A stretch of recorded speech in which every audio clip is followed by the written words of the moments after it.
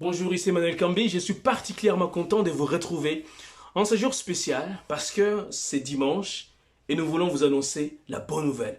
Voilà ce qui rend spécial cette journée parce que ce que vous allez entendre dans quelques instants va être une réelle bénédiction, notamment pour des personnes qui souffrent particulièrement, des personnes qui ont des difficultés, des personnes qui ont des soucis, des problèmes, des personnes qui ont des problèmes. Sachez que votre problème aujourd'hui va trouver une réelle solution. Voilà pourquoi j'ai intitulé mon message Comment faire face aux tempêtes de la vie. Comment faire face aux tempêtes de la vie. Permettez-moi, avant d'entrer dans les vifs de ces sujets, de souhaiter la bienvenue à toutes les personnes pour qui c'est la première fois que vous arrivez sur Kami Ministries. Merci pour votre présence. Et pour vous qui êtes déjà fidèles et engagés à Kami Ministries, merci pour votre fidélité. Que le Seigneur vous bénisse abondamment. Aux uns aux autres, je vous demande de partager les lives, de démarrer même une séance vidéo sur Facebook, afin que les gens de votre réseau puissent être aussi au courant et surtout être bénis par ces messages. Et si vous êtes tout nouveau, eh bien je vous demande aussi de vous abonner sur notre page Facebook ou d'aller sur YouTube et de taper Kami Ministries afin d'activer, dis-je, la cloche d'abonnement. Ainsi, vous allez être tenu au courant de toutes les vidéos que nous publions assez régulièrement. Merci pour complétude au travers du passage Jumarlet, à qui j'ai dit merci pour l'occasion qu'il m'offre aujourd'hui de pouvoir m'exprimer. Comment faire face aux tempêtes de la vie? Voilà les thèmes que je vous propose de traiter avec vous durant ces messages. Et nous allons pouvoir nous baser à ce sujet sur les textes de Marc, chapitre 4, verset 35 jusqu'au verset 41. Lisons ce texte et ensuite je vais vous dire trois choses dont on va parler tout au long de cette vidéo. Lisons Marc chapitre 4 verset 35 jusqu'au verset 41 avec notre titre Comment faire face aux tempêtes de la vie. Ce jour-là, le soir venu, Jésus leur dit Passons sur l'autre rive. Après avoir renvoyé la foule, ils les menèrent dans la barque où ils se trouvaient. Il y avait aussi d'autres barques avec lui. Un vent violent s'éleva et les vagues se jetaient sur la barque, au point qu'elle se remplissait déjà. Et lui, il dormait à l'arrière, sur les coussins. Ils les réveillèrent et lui dirent, « Maître, cela ne te fait rien que nous soyons en train de mourir ?» Il se réveilla, menaçant le vent, et dit à la mer, « Silence, tais-toi !» Le vent tomba et il eut un grand calme. Puis il leur dit, « Pourquoi êtes-vous si craintifs? Comment se fait-il que vous n'ayez pas de foi ?» Verset 41. Ils furent saisis d'une grande frayeur et ils se disaient les uns aux autres, « Qui est donc cet homme? Même le vent et la mer lui obéissent. » Amen. Alors pour vous qui venez de rejoindre ce live, merci pour votre présence. Nous sommes en train de lire Marc chapitre 4 verset 35 jusqu'au verset 41. Et nous allons explorer ensemble les titres de mon message qui est Comment faire face aux tempêtes de la vie. Durant ce message, je vais vous parler de trois choses. La première chose, les caractéristiques d'une tempête de la vie. Quelles sont les caractéristiques d'une tempête de la vie? Deuxième chose, comment faire face aux tempêtes de la vie? Comment faire face aux tempêtes de la vie? En réalité, je vais répondre à la question du titre. Et troisième chose, quelles sont les leçons que nous pouvons tirer de ces textes et qui s'appliquent à notre propre vie, ici et maintenant? Ce message s'adresse à toutes les personnes qui traversent des moments difficiles. Par tempête, j'entends par là un problème, une difficulté, un souci, pour lesquels on ne sait pas comment faire face. On ne sait pas quels moyens utiliser pour pouvoir y faire face. Et je vous annonce une bonne nouvelle. Le seul moyen efficace, c'est Jésus. Jésus, il est le seul qui puisse vous apporter la solution durable et définitive à votre situation. Peu importe c'est par quoi vous passez. Alors répondons sans plus tarder à la toute première question. Quelles sont les caractéristiques d'une tempête de la vie? En partant de ces textes de Marc chapitre 4, verset 35 jusqu'au verset 41. Je vous indique 4 caractéristiques d'une tempête de la vie. en m'inspirant de ces textes. La première caractéristique, c'est qu'une tempête de la vie, qui peut être un problème, un souci, une difficulté quelconque, c'est que cette tempête-là, elle arrive d'une manière soudaine. Elle arrive d'une manière soudaine. Verset 37, un vent violent s'éleva. Les apôtres, rappelez-vous, c'étaient des gens expérimentés. Pierre et son frère André, Jean et son frère Jacques avaient effectivement leur entreprise des pêches. Donc, c'est des gens qui étaient habitués aux secousses de la mer. Mais ces jours-là, ils ont été surpris. Et ça, c'est la première caractéristique d'une tempête de la vie.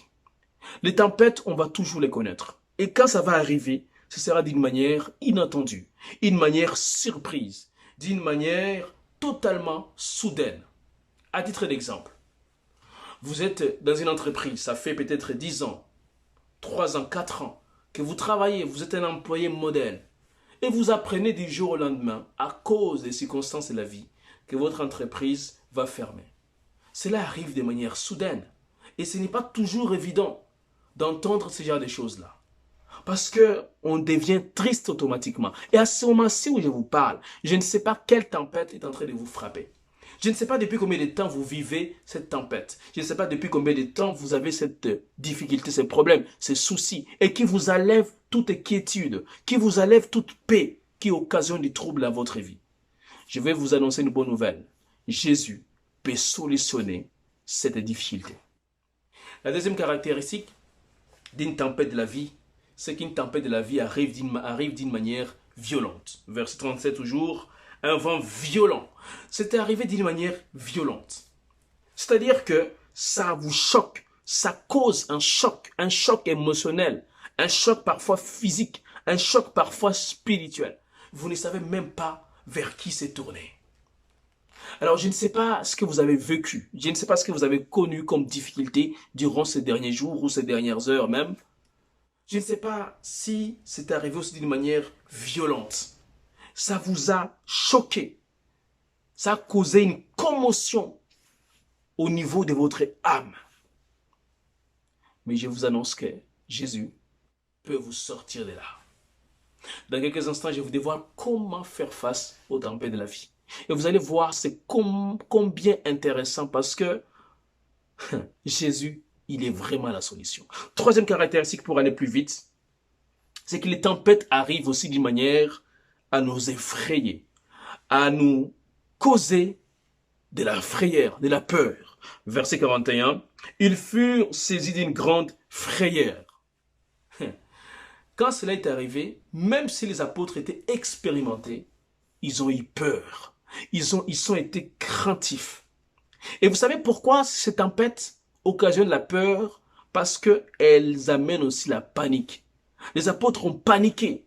Quand ils ont vu les vagues se soulever et se fracasser contre la barque, la frayeur, la panique s'est invitée dans la barque, au sein des apôtres. Et c'était la débandade. La preuve, c'est que au verset 38, il est écrit, et lui, en parlant de Jésus, il dormait à l'arrière sur les coussins. Ils les réveillèrent et lui dirent, Maître, cela n'était fait rien que nous soyons en train de mourir.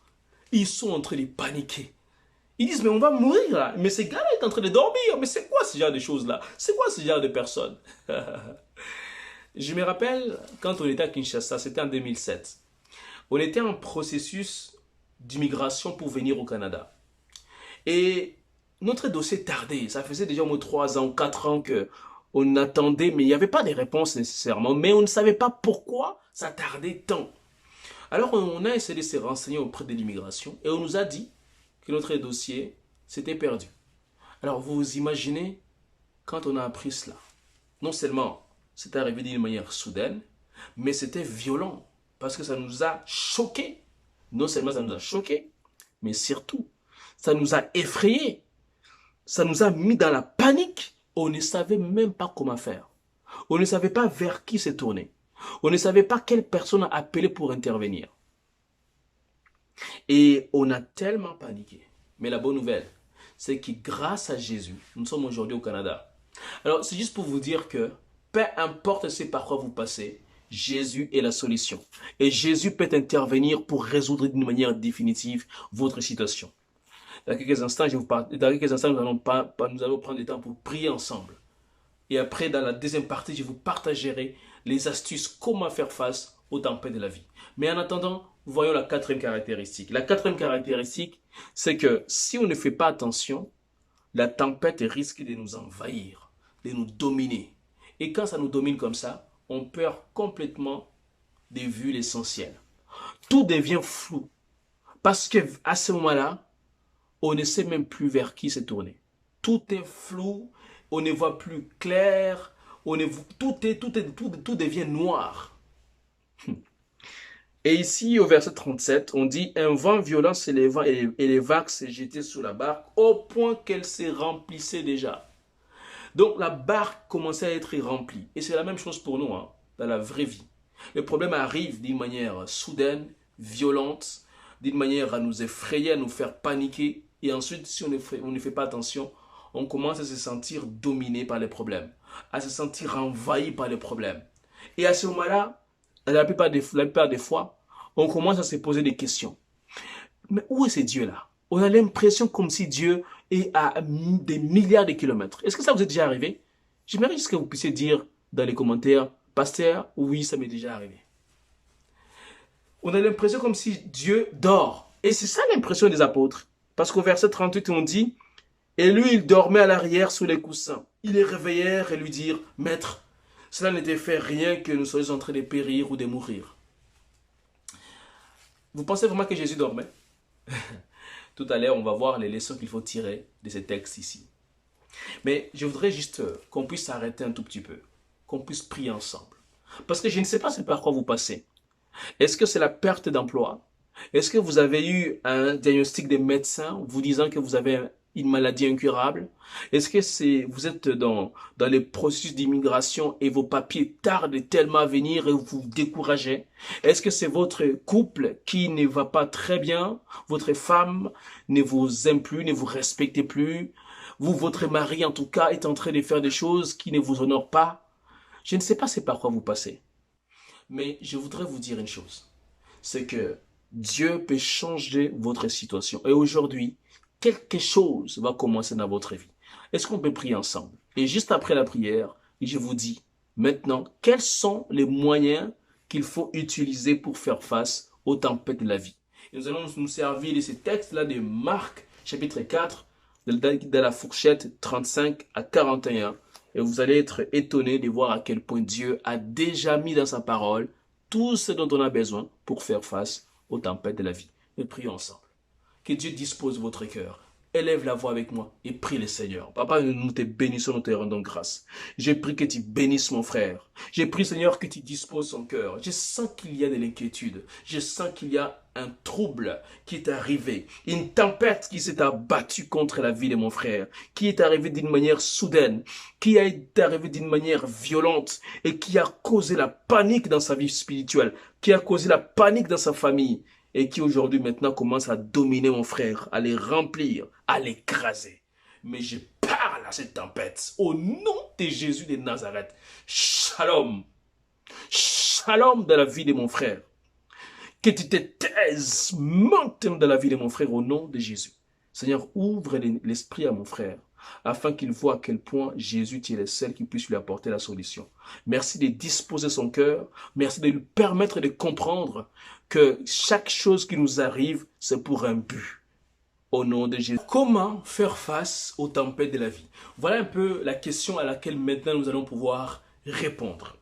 Je vous propose 4 choses qui vont vous aider à faire face aux tempêtes de la vie.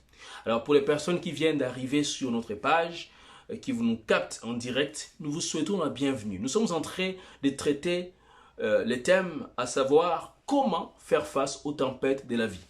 Et nous avons déjà parlé justement qu'une tempête a des caractéristiques. La première caractéristique, elle arrive d'une manière soudaine. Elle nous surprend. Et là, quand elle nous surprend, on ne sait pas quoi faire. Deuxième caractéristique, elle arrive d'une manière violente. C'est-à-dire qu'elle cause un choc, une commotion sur le plan spirituel, physique, émotionnelle. Troisième caractéristique, une tempête, eh bien, elle arrive d'une manière à nous effrayer, à créer de la frayeur autour de nous. Et quatrième caractéristique, on a dit, si on ne fait pas attention, elle peut nous dominer, elle peut nous subjuguer, elle peut nous contrôler même, contrôler nos émotions, contrôler nos paroles, influencer même nos pensées. Mais aujourd'hui, Dieu va vous libérer de cette tempête, car Jésus est la clé. Alléluia. Et aujourd'hui, justement, comment on peut faire face aux tempêtes de la vie? Je vous propose 4 astuces tirées de Marc, chapitre 5, chapitre 4, plutôt du verset 35 jusqu'au verset 41. La première chose, c'est le verset 35. Ce jour-là, le soir venu, Jésus leur dit, passons sur l'autre rive. La première chose qu'il faut faire pour se sortir d'une tempête de la vie, eh bien, c'est de se souvenir de ce que Dieu vous a dit personnellement. Vous voyez, Jésus leur avait dit, passons sur l'autre rive. Passons, allons sur l'autre côté. Allons de l'autre bord. Passons sur l'autre bord. Jésus ne leur avait pas dit qu'ils vont mourir. Non, ces gens-là, quand ils paniquent, ils disent au verset 38, Maître, cela n'était fait rien que nous sommes en train de mourir. Jésus n'a pas dit ça. Jésus leur a dit qu'ils vont traverser pour aller sur l'autre côté, à l'autre bord. Vous voyez, c'est très important de vous souvenir de ce que Dieu vous a dit personnellement. Parce que les tempêtes, il va toujours y en avoir. Mais la question c'est, qu'est-ce que Dieu vous a dit personnellement? Si vous savez que Dieu vous a dit que vous allez un jour aller en Occident, au Canada, aux États-Unis, peu importe la durée de votre processus d'immigration, ça va finir par s'accomplir. C'est à vous de vous accrocher à la parole que Dieu a prononcée sur votre vie. Et je prie maintenant que là où il y avait du découragement, là où il y avait de l'inquiétude, que Dieu change l'inquiétude en assurance au nom de Jésus de Nazareth. Là où il y avait la panique, au point que vous avez oublié même ce que Dieu vous a dit, je prie que Dieu restaure les premières paroles dans votre esprit au nom de Jésus de Nazareth. Qu'est-ce que Dieu vous a dit?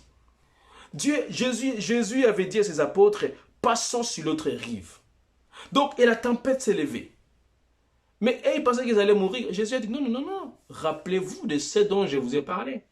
Et c'est ce que je voudrais vous dire. Qu'est-ce que Dieu vous a dit? Vous voyez, je reviens à notre exemple du processus d'immigration qu'on avait.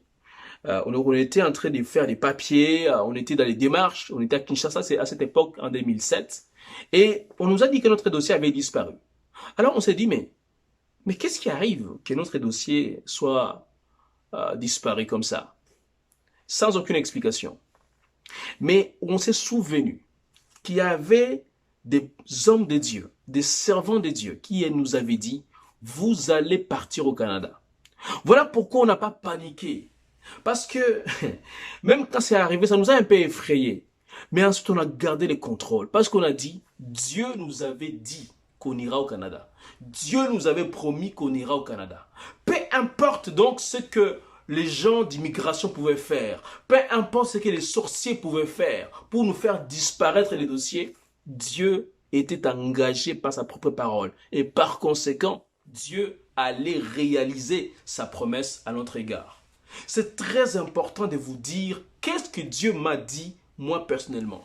Ou qu'est-ce que Dieu m'a parlé à propos de ma vie. Si vous savez les paroles que Dieu a prononcées sur votre vie, prenez une de ces paroles et appuyez sur cette parole-là. Appuyez-vous sur cette parole-là. Afin qu'elle puisse vous servir de paravent contre la tempête de la vie. J'ai pris que cela soit votre cas au nom de Jésus de Nazareth. La deuxième chose, c'est de pouvoir focuser sur Jésus. De garder notre focus sur la personne de Jésus. Parce que vous voyez, quand les tempêtes arrivent, on panique, on se lamente, on pleure, on fait toutes les choses et d'entre-temps, on oublie de se focuser, de garder notre attention sur la personne de Jésus. Et le diable, c'est ce qu'il veut. Il veut tout faire pour que vous ayez l'impression comme si Dieu dort, comme si Dieu est à 1 milliard de kilomètres.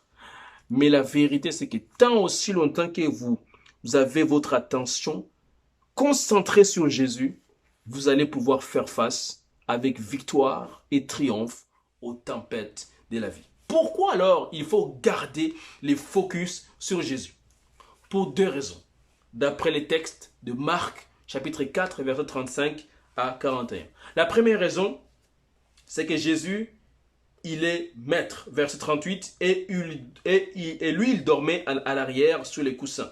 Il est réveillé et lui dire, maître. Alors, maître, rabbi en grec, signifie que c'est la personne, c'est l'enseignant.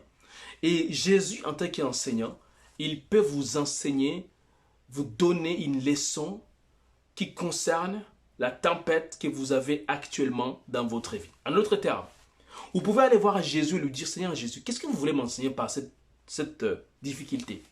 Qu'est-ce que vous voulez m'enseigner par ces problèmes?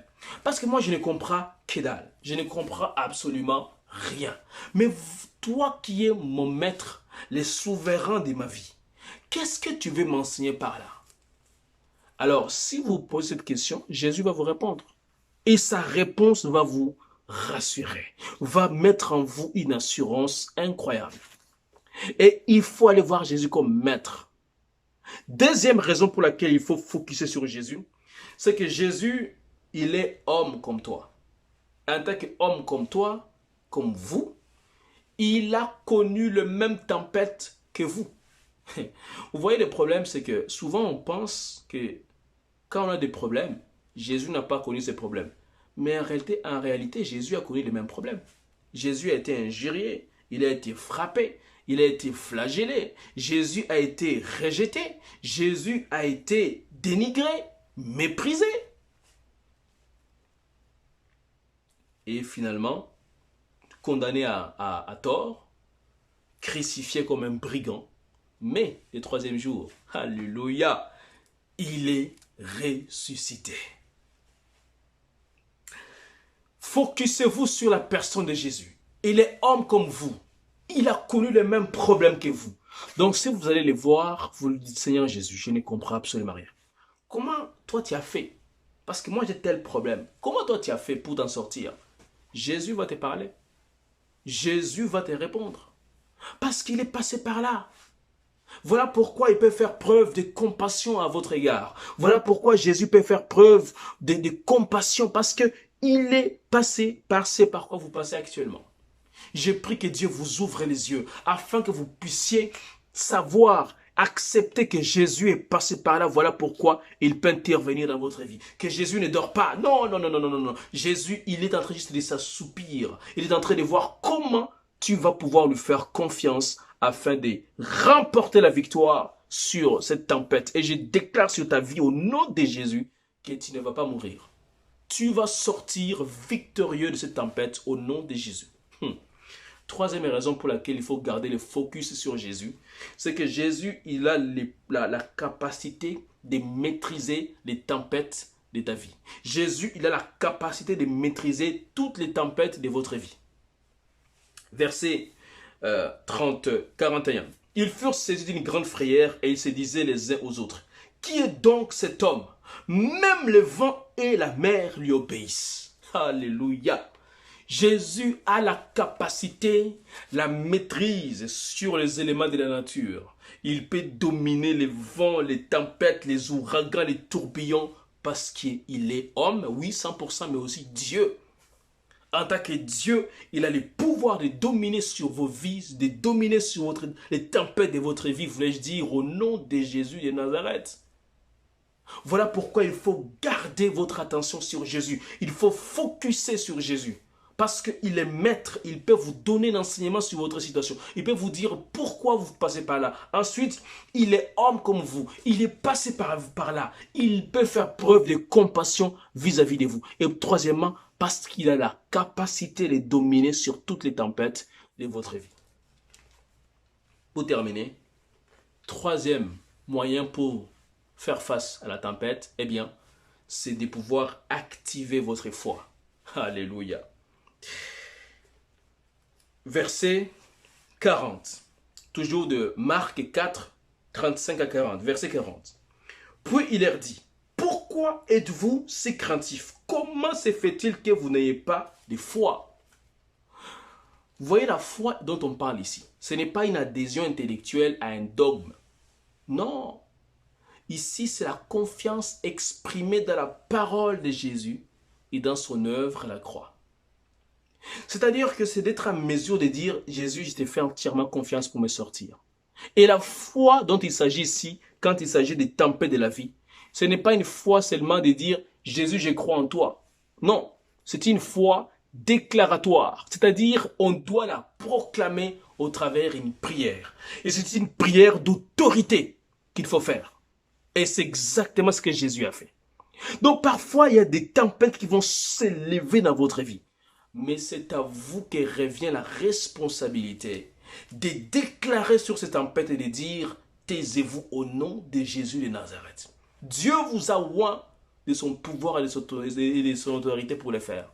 Voilà pourquoi Jésus, au verset 39, il est écrit, toujours de Marc 4, 39, il se réveilla, menaçant les vents et dit à la mer, silence, tais-toi.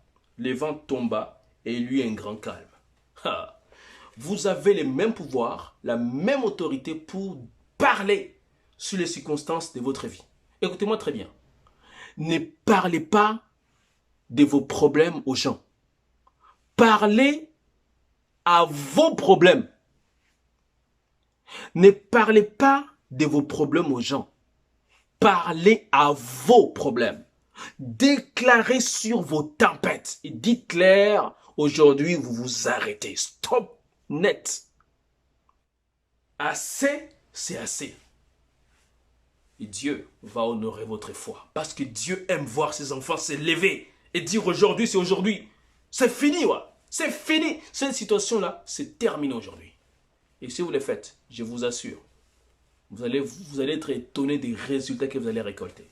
Alors, résumons les 3 moyens par lesquels il faut faire face à la tempête. La première chose, c'est qu'il faut se rappeler de ce que Dieu vous a dit personnellement. Jésus leur a dit, traversons, allons sur l'autre bord. Mais ils disent, nous périssons. Non, Jésus n'a jamais dit qu'ils vont périr. Souvenez-vous de ce que Dieu vous a dit personnellement et appuyez-vous sur cette parole afin que vous puissiez faire face à la tempête. Deuxième chose, focusez-vous sur Jésus. Jésus, il est le seul qui puisse vous donner l'explication sur vos problèmes parce qu'il est maître, nous dit la parole au verset qu'on a lu tout à l'heure. Il est maître, verset 38. Ensuite, Jésus, il est homme comme vous. Il est passé par là. Il a connu les mêmes difficultés. Il peut donc faire preuve de compassion. Et surtout que Jésus, il a le pouvoir de maîtriser tous les éléments de la nature, y compris les tempêtes par lesquelles vous passez.